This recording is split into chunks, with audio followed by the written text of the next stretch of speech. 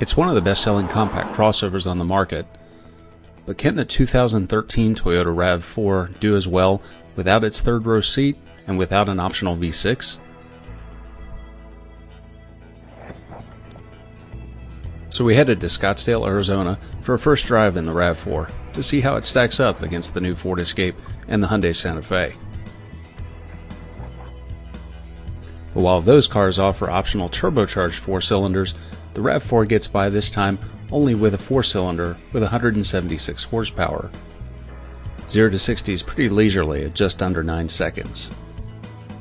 It's teamed to a 6-speed automatic transmission, and the RAV4 comes in front-wheel drive with an option for all-wheel drive.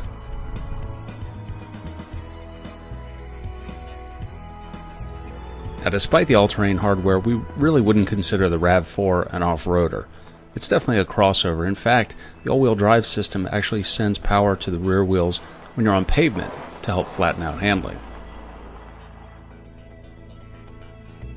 The RAV4 also has electric power steering and a sport mode that changes transmission and steering behavior.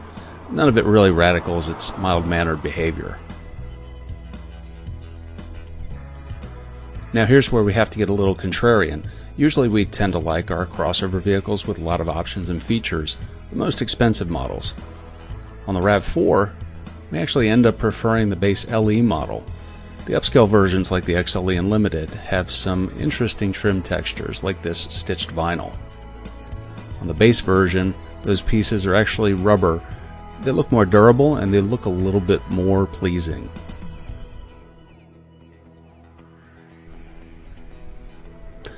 The XLE model actually has the best of both worlds. It gets cloth seats, which you can't get on the Limited, and has a sportier bucket seat for the front that you can't get on the base vehicle.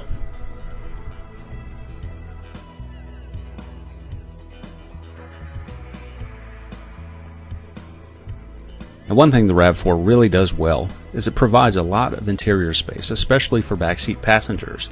There's no longer a third row option, but anyone who gets into the second row seat is going to have plenty of headroom and plenty of legroom, even if they're a bigger adult. The door cuts are really nice and wide. The seats themselves are a little flat, but the seats do fold forward to provide a lot of cargo space that's about on par with the Honda CR-V. And definitely more usable than the Ford Escape.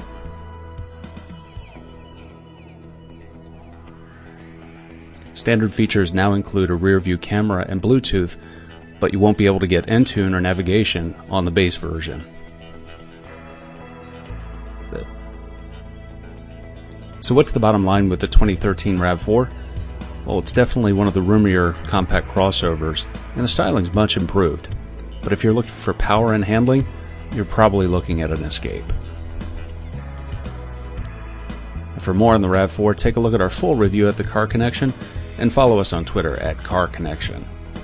I'm Marty Padgett. Thanks for joining us.